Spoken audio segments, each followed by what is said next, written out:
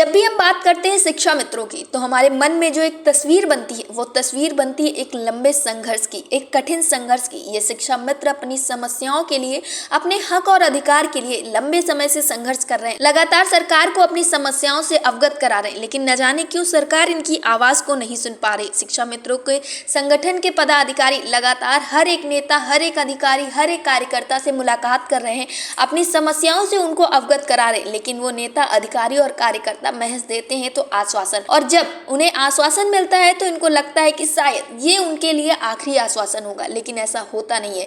उसके बाद फिर समस्याओं का हल नहीं होता है और फिर से ये पदाधिकारी पूरा प्रयास करते हैं समस्याओं के हल के लिए, लेकिन समस्याएं न जाने क्यों हल नहीं हो पा रही हैं। चुनाव के वक्त इन शिक्षा मित्रों से तमाम दावे और वादे किए गए कि चुनाव हो जाएगा तो आप लोगों की समस्याएं हल हो जाएंगी, लेकिन आप देख सकते हैं कि चुनाव हो चुके, मानसून सत्र भी हो गए, लेकिन समस्याएं अभी भी वैसी की वैसी बनी हुई हैं। शिक्षा मित्र काफी ज्यादा परेशान हो चुका है, वो हताश हो चुका है, लेकिन जो संगठन के पदाधिकारी हैं उन्होंने अभी तक हार नहीं मानी है। उनका ये कहना है कि वो अपनी लड़ाई आखिरी दम तक लड़ते रहेंगे और इसी के चलते 5 सितंबर को एक भारी धरना प्रदर्शन होने वाला है। लेकिन इस बीच में एक ऑडियो निकलकर सामने आया जो कि काफी तेजी से वायरल हो रहा है। एक आम शिक्षा मित्र है जो अपनी समस्याओं को बता रहा है और वो इतना ज्यादा हताश हो चुका है कि उसको बस एक रास्ता दिखाई दे रहा है, वो है आमरण अनशन का। तो क्या है उस ऑडियो में, आप भी सुनिए। मैं अभय सिंह, डिस्ट्रिक्ट मऊ से। मैं यहाँ पर उत्तर प्रदेश के सभी शिक्षा मित्रों के दिल की बात, उनके कष्ट, उनकी करुणा, उनकी स्थिति परिस्थिति के बारे में बात करने आया हूँ, जो परिस्थितियाँ चल रही हैं इस टाइम। मैं उत्तर प्रदेश के प्रदेश अध्यक्षों से और उनके सभी पदाधिकारियों से ये कहना चाहता हूँ कि आप जो लखनऊ में 5 सितंबर को धरना देने जा रहे हैं, वो धरना हो, सभी शिक्षा मित्र आए, सभी पदाधिकारी आए और सभी जाएंगे भी, इसमें कोई दो राय नहीं है। पर हम ताली बजाने नहीं आएंगे। आप सभी लोग मिल करके जो हम लोगों से ताली बजवाते हैं और पतली गली से खुद निकल के हम लोगों को सीधे घर भेज देते हैं, इस चीज का कष्ट है। इस चीज का कष्ट सभी उत्तर प्रदेश के शिक्षा मित्रों को है। हम वहाँ पे क्या करने जाते हैं? अपना हक अधिकार लेने जाते हैं, अपना समान कार्य का समान वेतन लेने जाते हैं। आप खूब आश्वासन प्रदेश अध्यक्ष देते हैं, लखनऊ बुलाते हैं कि हम इनकी समस्याओं का समाधान, शिक्षा मित्रों की समस्याओं का समाधान सरकार से करवाएंगे। पर मिलता क्या है? मिलता है। सही बात तो यही है, हाई पावर कमेटी का एक झुनझुना थमा दिया जाता है अब तक के इतिहास में 7 सालों के, और धीमे से पतली गली घर की पकड़ा दी जाती है। शिक्षा मित्र वहाँ क्या करने जाता है? अपने अधिकार के लिए जाता है, अपने वेतन के लिए जाता है, अपने जो बचा खुचा समय है, भविष्य है, उसकी मजबूती के लिए उसको लेने जाता है। पर आप लोग क्या करते हैं?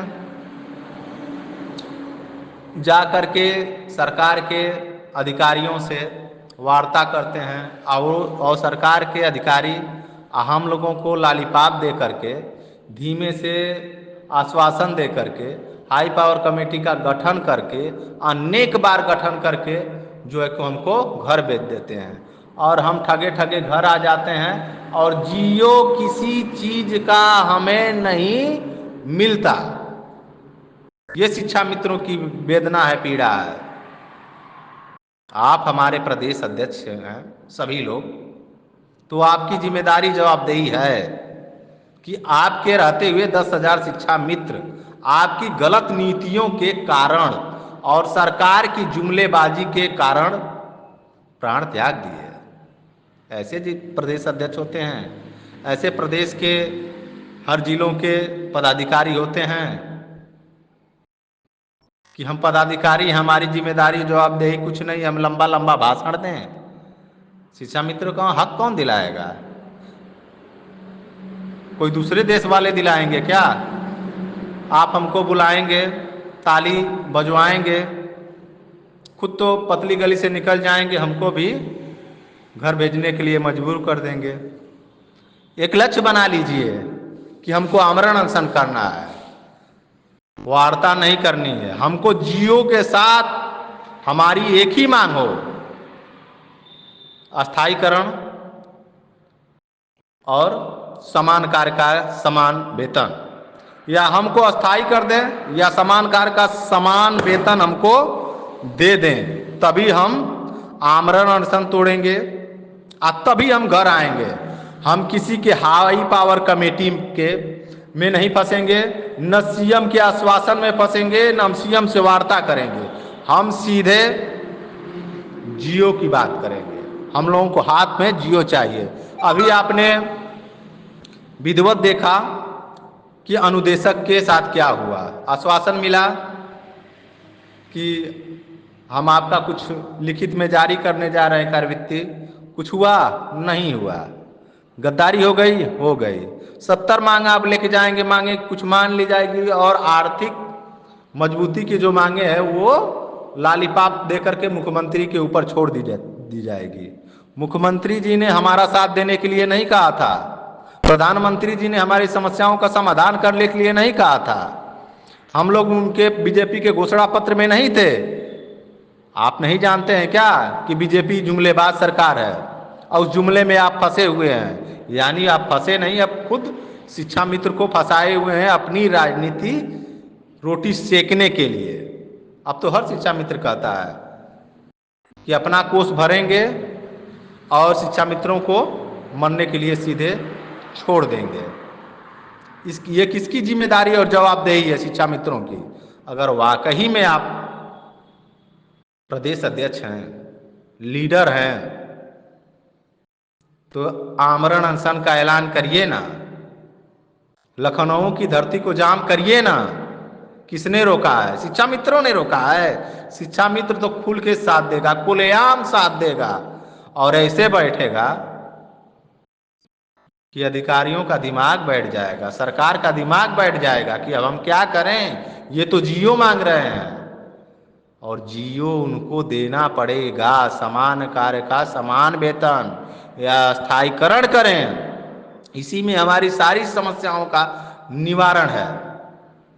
हम 70 मांग लेके जाएंगे कि हमकी ये भी कर दीजिए, वो भी कर दीजिए, ऐसे भी कर दीजिए, वैसे भी कर दीजिए, कुछ नहीं होने वाला जब तक आप अस्थायीकरण एक मांग नहीं रखेंगे। अस्थायीकरण, अगर अस्थायीकरण अभी कोई दिक्कत है तो समान कार्य का समान वेतन का आदेश जियो के साथ कर दीजिए, हम लोग घर चले जाएंगे।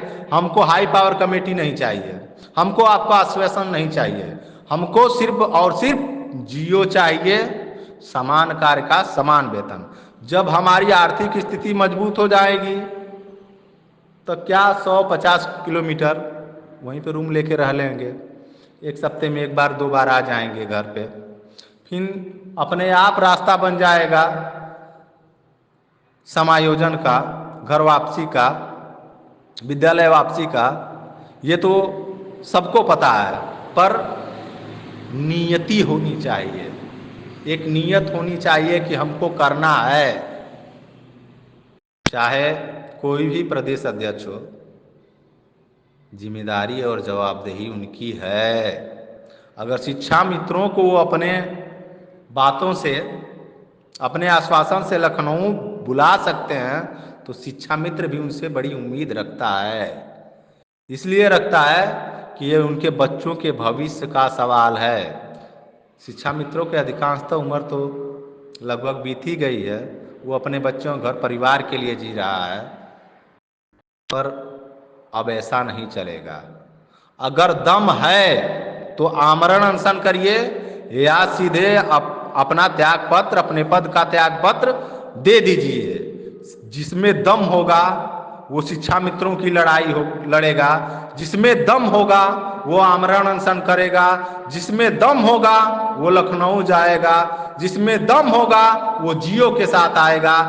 इसी के साथ मैं अभय सिंह डिस्ट्रिक्ट मऊ से सभी शिक्षा मित्रों से एक निवेदन करता हूं कि इनको, प्रदेश अध्यक्षों को, प्रदेश पदाधिकारियों को, जब हम 5 सितंबर को धरना में चलेंगे तो एक ही बात 1 घंटे तक रटवाएंगे कि हमको आमरण अनशन अगले दिन से करना है, ये सरकार को हम अवगत करा दें, सूचना दे दें किसी भी माध्यम से। जब तक हमारी मांगे न मानी जाए तब तक हम लखनऊ की धरती को नहीं छोड़ेंगे। और जियो अपने हाथ में लेकर के अपने घर सभी शिक्षा मित्र जाएंगे। इसी सोच, इसी आशा, इसी उम्मीद से सभी शिक्षा मित्र लखनऊ जाएंगे और प्रदेश के सभी पदाधिकारियों से मंच से 1 घंटा कम से कम बुलवाएंगे कि हम आमरण अनशन करेंगे, जियो साथ लेके जाएंगे, हम आमरण अनशन करेंगे, जियो साथ लेके जाएंगे। साथियों, अब मैं अपनी बातों को विराम देता हूं कुछ शब्द कहते हुए।